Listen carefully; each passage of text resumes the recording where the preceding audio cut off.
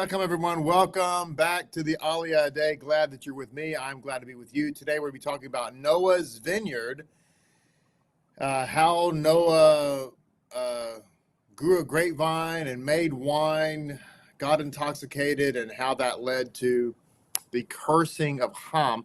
It's actually the sixth Aliyah that we'll be talking about. The fifth Aliyah deals with the rainbow and the promise made to Noah.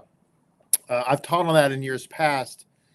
You can look at it in some of the past aliyot. So I didn't want to cover the same ground. I wanted it to focus in on this discussion of Noah and the wine and the drinking, the intoxication, and kind of the insights that happened there. And then, of course, as we always do, looking to see what we can learn, what we can glean, how we can grow from these ancient Torah stories and become better people as a result. And also today we're going to get an opportunity to learn a little history and to potentially correct maybe people's thinking out there as you hear these historical facts related to this topic. But before we do that, let's say Boker Tov, good morning to everybody. Good morning to you, Hepzibah and Johan and Aliyah. Looking so much forward to seeing you guys soon and very soon. Y'all are soon coming. Good morning to Ahava and let's see, Sergio, Chris and Crystal, John, Boker Tov, Gianna, Boker Tov, Lantern Signals, good morning to you. And Kayla and Rob, Boker Tov. Good morning, Gingrich and Anthony Yosef, Boker Tov to you. Good morning, Brenda and Jorge Diaz, Boker Tov. Good morning, Ariella, Rafaela, good morning to you. Good morning, Isaac and Kathy and Roy, Nellie, Grace, and Micaiah, Boker Tov. Good morning, Donna Jones and Keturah, Boker Tov to you. Good morning to you, Anthony, or Yitzhak. Yitzhak, when are you and Zahava coming back? It's time to make a run to Fort Worth. Good morning, Jean and Deva. Boker Tov to you. There's Zahava. Boker Tov, Zahava. Good morning, Zake and Yagal and Sarah Merritt. Hope you and Shane are doing great. Good morning to Shoshana Brenner. Did I say? Yeah, Chris and Crystal. Good morning. Good morning, Thelma and Jubilee. John, good morning to you. Malka, Boker Tov. Good morning, Anna. Yes, I will say good morning to Charlie. Charlie's been rather quiet lately. Good morning, Charlie. He said it started getting into springtime in his home country of the South Pole there. What's that? Oh, he said springtime, the temperatures get into the negative 10s. It gets kind of balmy for them. Good morning, Beverly, or Hannah. Good morning to you, Leah. Yes. You and Shmuel, Boker Tov to everybody. Glad you're all right. Boker Tov, Shalom Aleichem. Welcome to the Aliyah. So glad you're here. All right.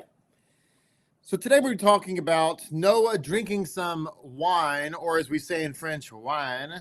And we're going to learn some insights related to this. I want to begin by a little bit of a historical nuance that you may or may not be aware of.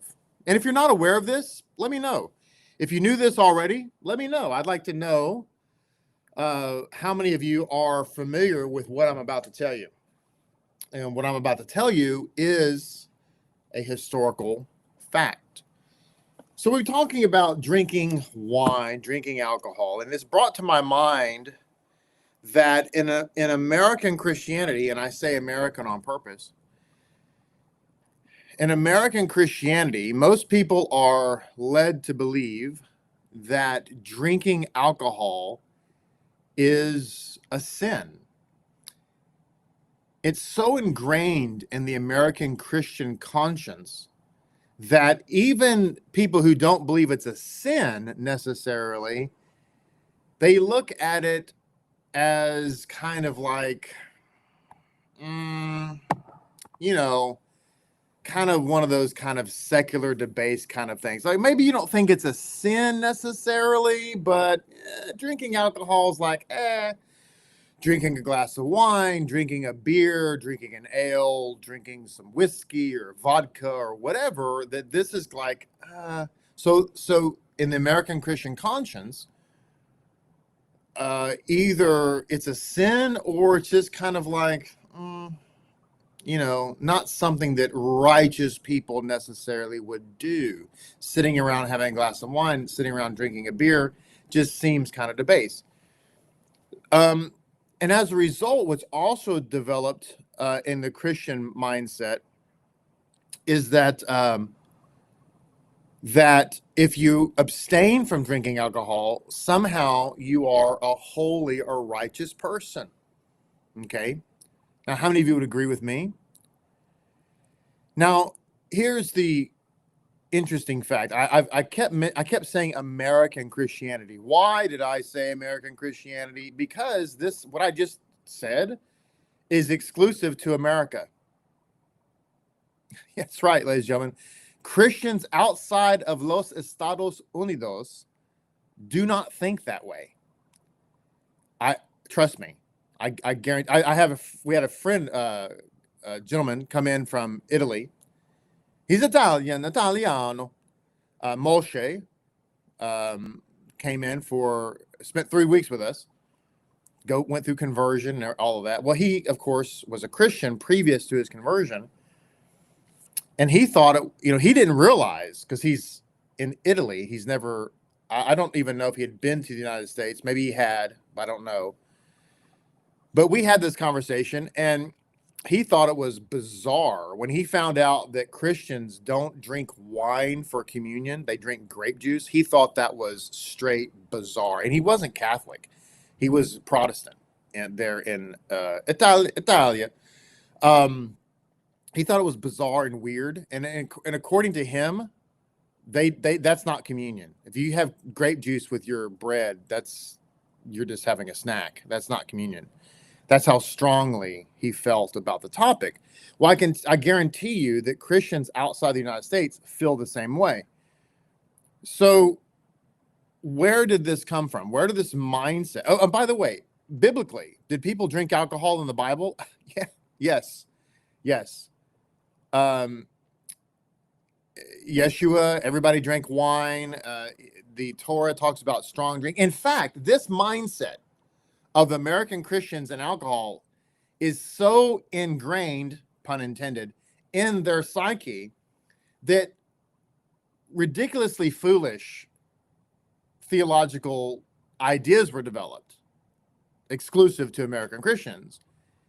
And that is that when it talks about drinking wine in the New Testament, it really wasn't wine, but it was Welch's grape juice. Not necessarily Welch's, but grape juice.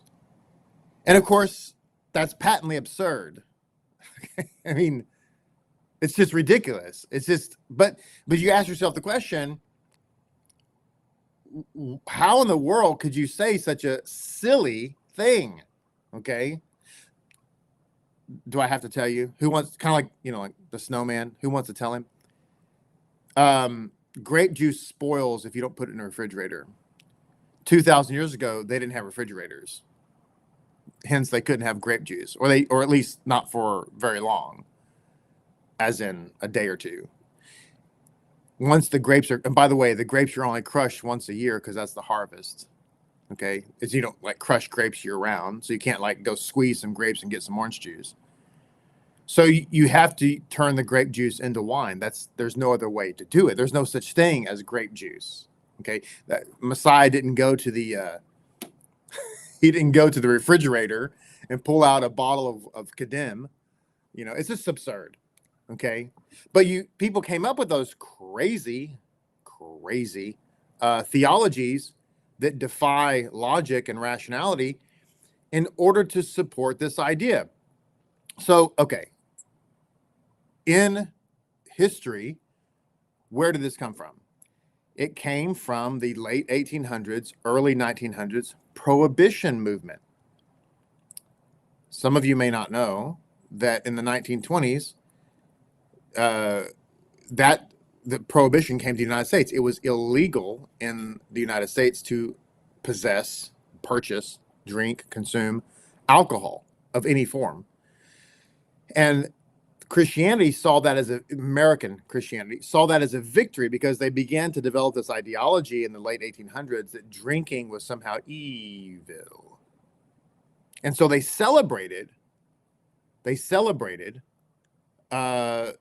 temperance, what was called the temperance movement of the 1920s, in which prohibition became a thing. But here's the great tragedy and fallacy of that unbiblical line of thinking. Unbiblical meaning that drinking alcohol is somehow evil. It's not. But that unbiblical, irrational mind ended up creating a temperance movement, which ended up creating the prohibition movement, which ended up causing the mafia to spring forth. Are you aware of that? The reason that we have organized crime in America is largely because of the temperance movement.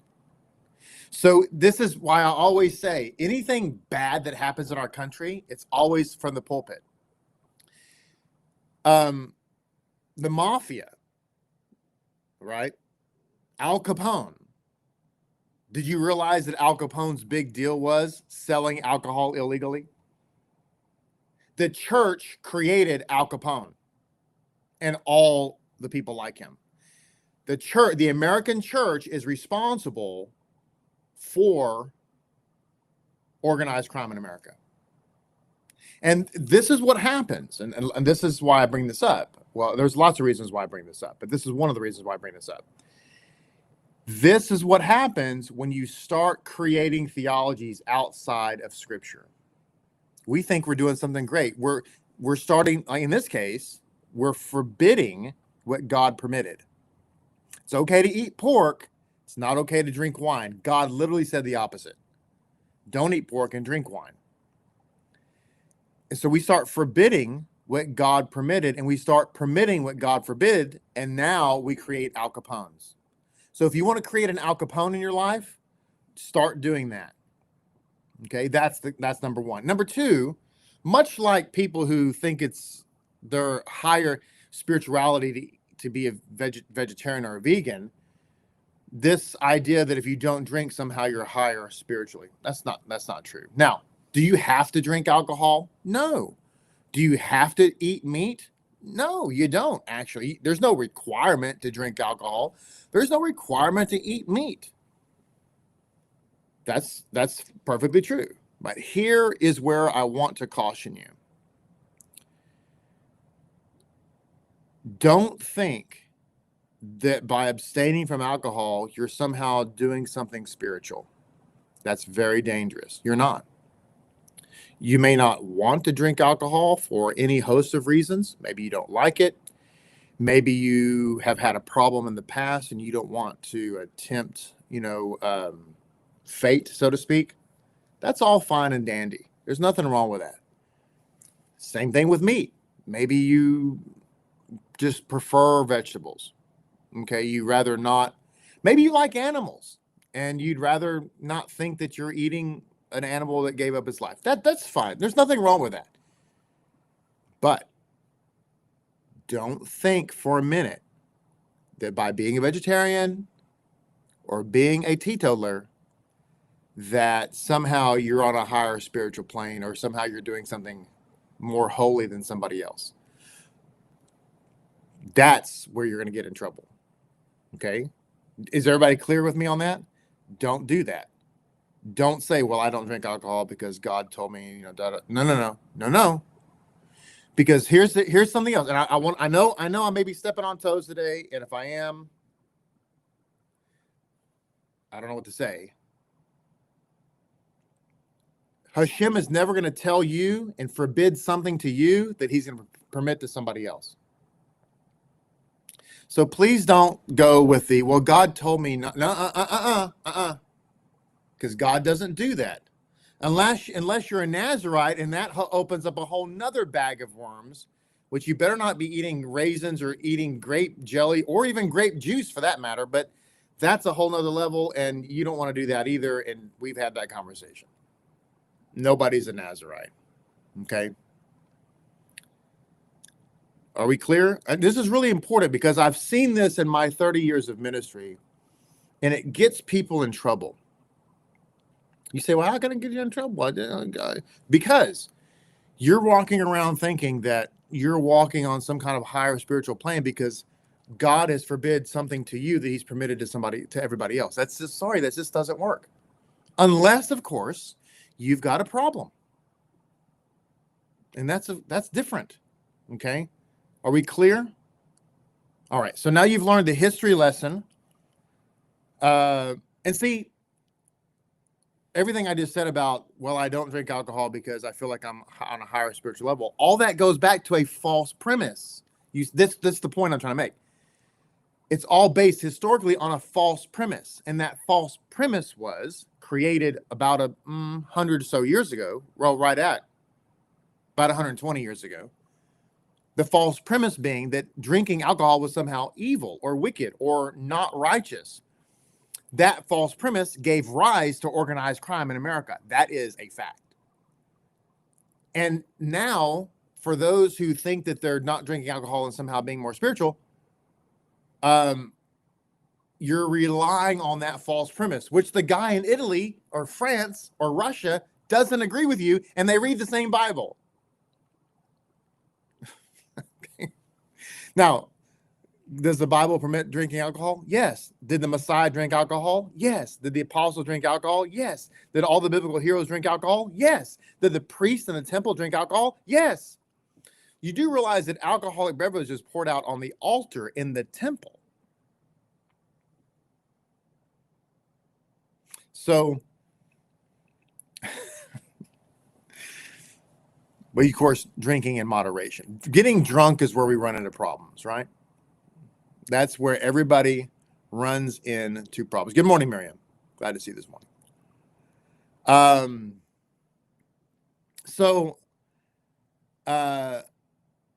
I just want to throw this out there because I think it's important. I think it's important for everybody to kind of understand the historical nature, because we want our theology, to be biblically based. Not based on some nonsense, okay?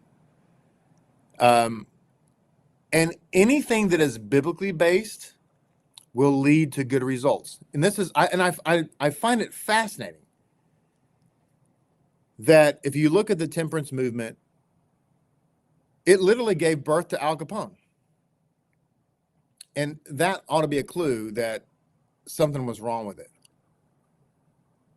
But anyway, I digress. So let's look now at this insights. Noah leaves the ark and he plants a vineyard and he gets drunk. And so probably not the best thing that you could do as far as, hey, the world has been destroyed, let's have a drink. But that's what happens to Noah.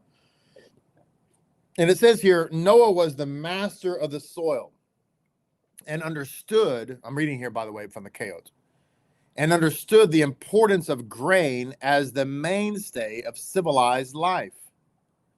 Nonetheless, when he came out of the ark, instead of first planting a grain crop, he degraded himself by planting a vineyard in order to produce wine for purposes of enjoyment. He had brought vine branches along with him into the ark. So this is a premeditated event, okay?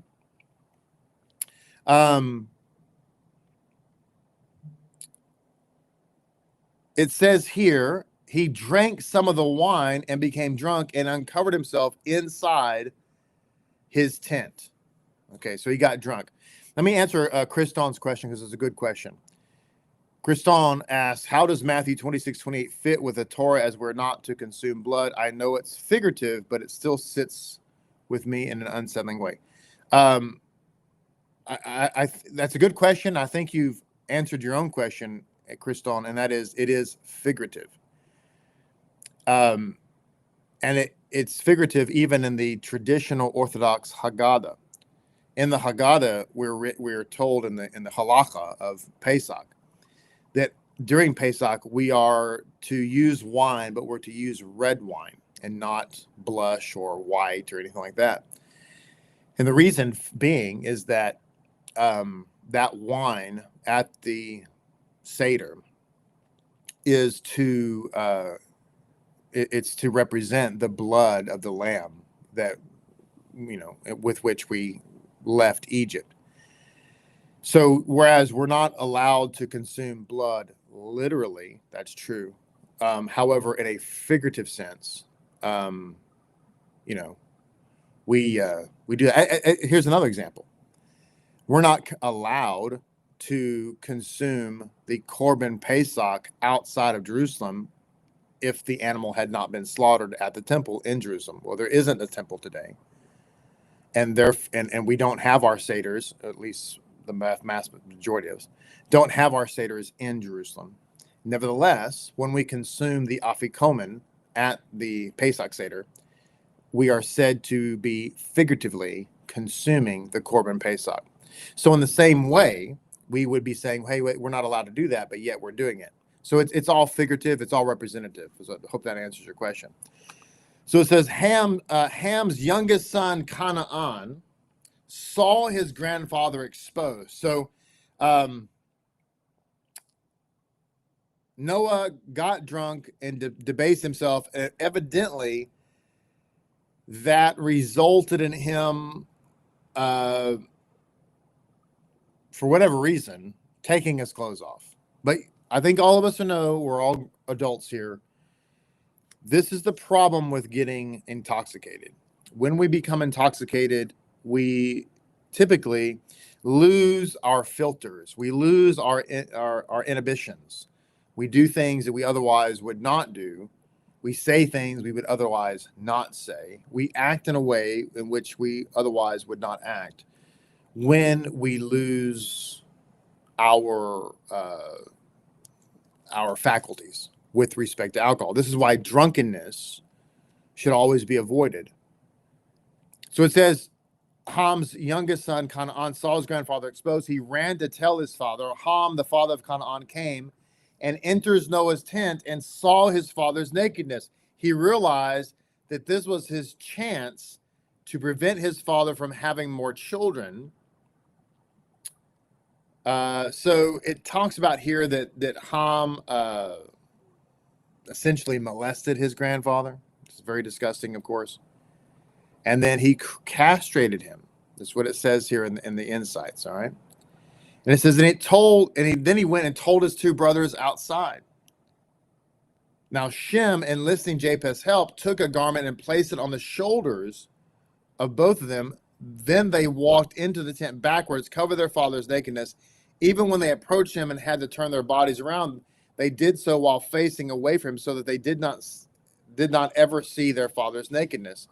Noah awoke from his wine and realized what his youngest, immature, and degenerate son had done to him.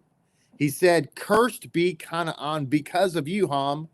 I will never have a fourth son to tend to me, and I no longer want you to tend to me. Therefore, since my eldest sons will now have this responsibility, I decree that your fourth son be a slave to slaves, a slave to his father's brothers, Shem and Japheth, who must now serve me alone."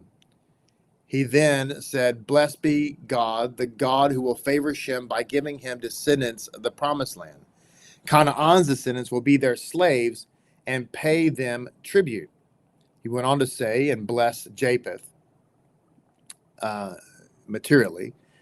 He said, but may he dwell in the tents of the descendants of Shem. Goes on to say, one fulfillment of this prophecy occurred with regard to the two temples in Jerusalem. The first temple, built by Solomon, a descendant of Shem, was endowed with a far greater measure of divine revelation. That was the second temple, which was built by Cyrus the Persian, a descendant of Japheth. And let Cain's descendants be slaves to the descendants of Shem, even when the latter would dwell in countries other than their own. Okay, so let's look at an insight here. So Ham gets cursed. His son Canaan gets cursed, all because of the way in which he treated Noah. Let me begin with this insight. before we read the Kehot insight, because this one is really, really good, and it's another wonderful life lesson for us. This insight comes to us from the Gutnik Chumash. It says, they did not see their father's nakedness, from verse 23. It says, when a person sees another stumble in an inappropriate act, there are two possible reactions. One, he is disgusted by the act, or number two, he thinks about what can be done to help the person. Okay, so this is a lesson for all of us. It's such a great insight. When we see somebody stumble, they make a mistake, they fall, literally or whatever, or not, or figuratively, I mean, or whatever. There's two ways we can look at it. We can look at them and just be disgusted, or we can look at them and say, well, what can I do to help them get back on their feet? Ham, it says here, took the former approach. He looked at his father's nakedness. He focused on the inappropriateness of the situation.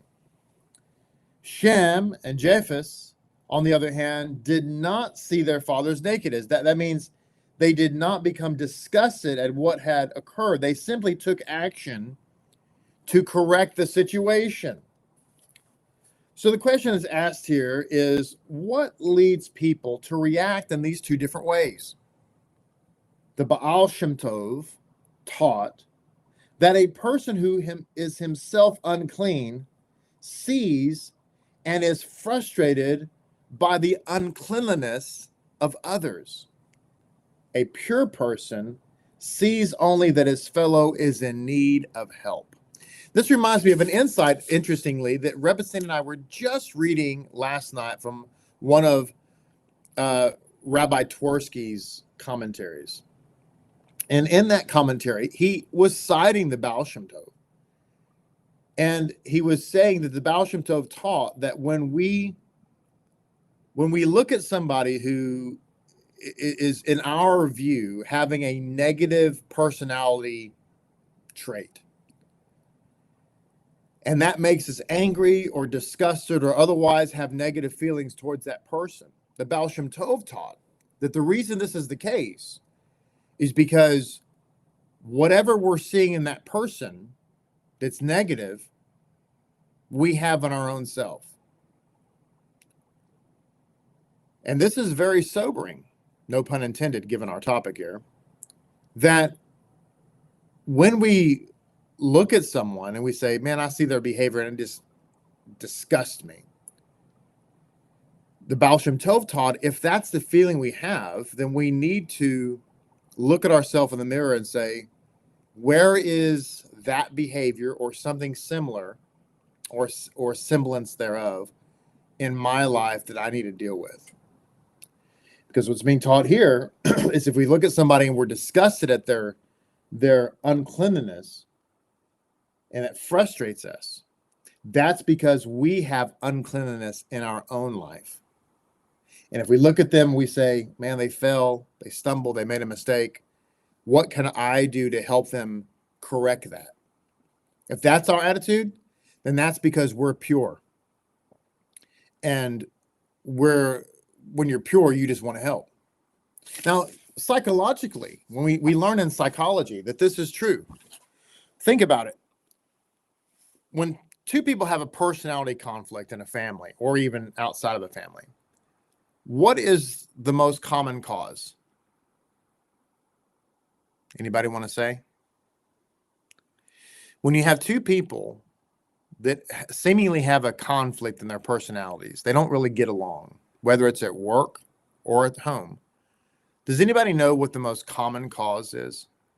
I'm going to give a few seconds here. I know there's a time delay, so I just want to give a few seconds in case anybody happens to know what the most common cause. Now, keep in mind, our topic at this very moment is that when we see something in somebody else that irritates us, we must realize that the Baal Shem Tov brought down that that's because there's something about that in us that we need to deal with. Malka said, okay, Anna, yes. Anna and Nellie Grace and Kaylin Robb, they're alike. Yes, you guys are true. That is correct. The most common cause of two people not getting along at the office or at the home is because they're similar. Thank you, Gianna. That's true. Y'all are all correct. They're alike.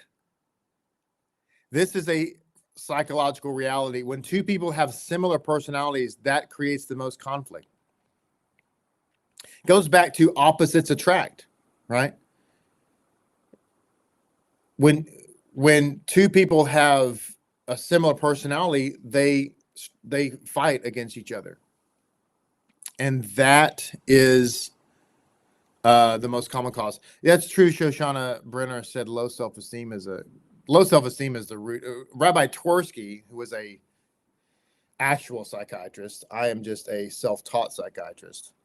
But Rabbi Twersky, who was actually a psychiatrist, basically says that low self-esteem is the root cause of all problems, personality problems, and psychological problems. It's low self-esteem. So we have that. So just a reminder. Thank you for bringing that up. Just a reminder that all of us need to work on having a healthy self-esteem. And I would argue, I don't want to get into it here, but I would argue that Christianity has created a whole bunch of low self-esteem people out there. Well, by telling you you're a sinner saved by grace is giving you a low self-esteem. I could go on and on. There are other examples that I could cite, but let me just say that, unfortunately, because of a lot of people's religious background, there's a 99% chance that your religious upbringing created a low self-esteem in you, because you were told that, you would never be good enough. You don't measure up. You're a sinner saved by grace. You're just a filthy worm. And you were told that if you, I've seen this play out, it creates a lot of false humility. You're not allowed to say you're good at anything. Otherwise you're prideful. So anyway, there's balance in that. We don't have time to get into all that, but yes, we need to work on a healthy self-esteem. And that is, of course, good. Now, it's looking here at another insight from the Kale Tumash.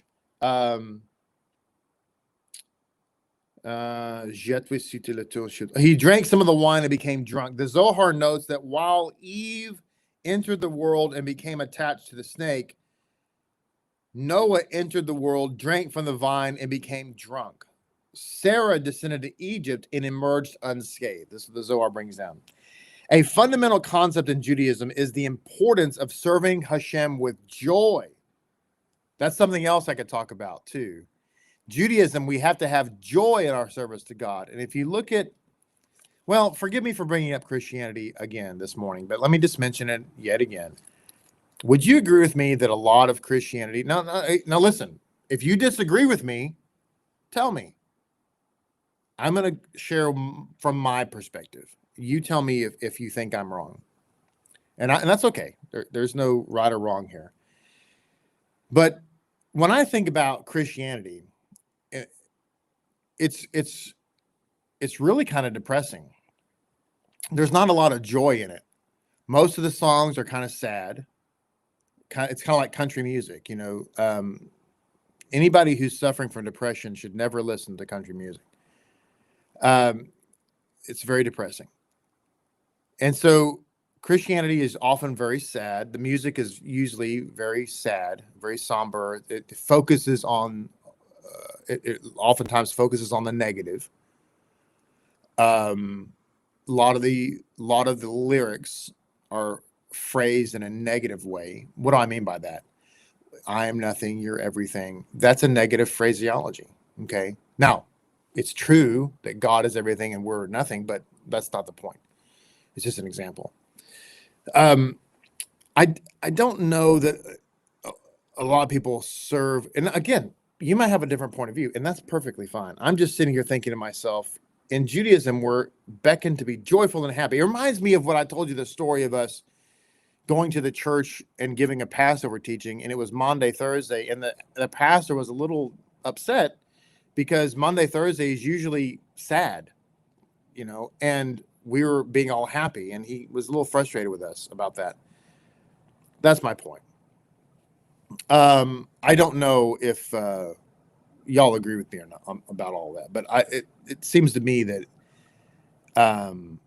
it was kind of somber. Okay, but nevertheless, Judaism puts emphasis on serving God with joy. The renowned Kabbalist, the Arizal, when asked by his students why he had merited divine inspiration and encounters with the prophet Elijah, replied that it was only by virtue of performing the commandments with intense joy. Performing the commandments joylessly is lacking and incomplete, and therefore cannot bring the world to perfection. Now, according to the Midrash, the forbidden fruit Eve offered Adam was wine.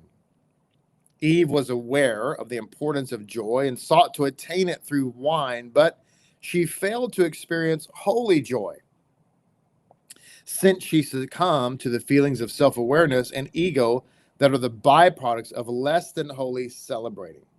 Prior to the sin, Adam and Eve were merely a vehicle for divine expression. Once they took the fateful sip of wine, they gained self-awareness and began to operate in a realm of seeming separateness from God. Maybe this is the reason why wine it became the substance for kiddush, sanctification, because it was used perhaps as a means to separate us from God or take us from the holy into the unholy. Perhaps that's why it became the medium with which we would enter the holy and leave the unholy. Okay. So it says here, Noah attempted to rectify Eve's error to experience joy without self-awareness. He therefore sought to negate his selfhood through drunkenness. But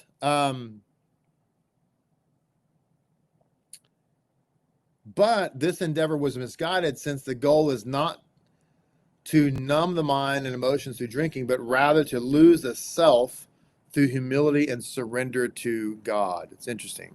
Okay. I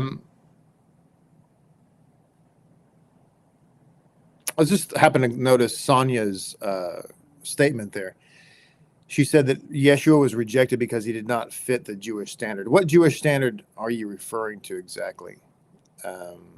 The Jews were stiff-necked, arrogant, and prideful. That's literally, none of that's true. We have been stiff-necked as a people in general, yes. But arrogant and prideful, are you talking about in the days of Yeshua? That's not true. I don't know what this Jewish standard is you're talking about. You've repeated this statement several times now. The same exact statement. It sounds anti-Semitic to me, Sonia. I don't know if that's what you intend, but the Christian faith shows that Jews. Let me put it on the screen. How about that? Let me do this. The Christian faith shows that the Jews were stiff-necked, arrogant, and prideful. That's not true. That's anti-Semitic nonsense. That is the reason why Yeshua was rejected. That's not the reason. And that because he did not fit the Jewish standard. I don't have no idea what you mean by that. Jewish standard. What exactly do you mean? That sounds very anti-Semitic, Sonia. I don't know if that's your point, but it's not true. Jews chose a king against the will of God. That's true. Now you seem to be kind of all over the place. Now I'm going to leave that alone. If you have a question, Sonia, feel free to email us or put it on the comments after the video. It sounds like you're just all over the map. I would like to help you. Or are you saying this is what taught in church? You're saying that's what's taught in church. Well, you'd be right about that.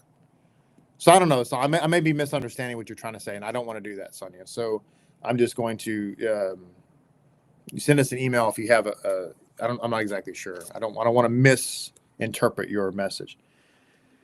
Okay, so it says here, selfless joy was finally achieved by Sarah, who epitomized selflessness. Okay. True joy is, okay, so here's a discussion of true joy. So Noah was trying to achieve the joy, and he was trying to leave this self-awareness, but he did it by trying to basically get drunk, by numbing the senses, as it were. Okay. So here is a discussion of what true joy is. True joy is born of humility, since one who is humble does not feel deserving of anything and is therefore never disappointed.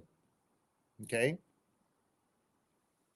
Joy, born of selflessness, has no negative consequences. On the contrary, it brings us to the highest level of spiritual experience, a taste of the world to come. This is why Sarah's son was named Yitzhak, laughter, which is a foretaste of the Messianic era, when our mouths will be filled with laughter. So that's a good insight too, that some people try to achieve joy by drowning reality in a bottle, whether it be a bottle of wine or anything else. But that's not where joy is not found in the party. Joy is not found in the drunkenness. Okay. Joy is found in humility, and that humility is in the reality that we don't really deserve anything that we have anyway.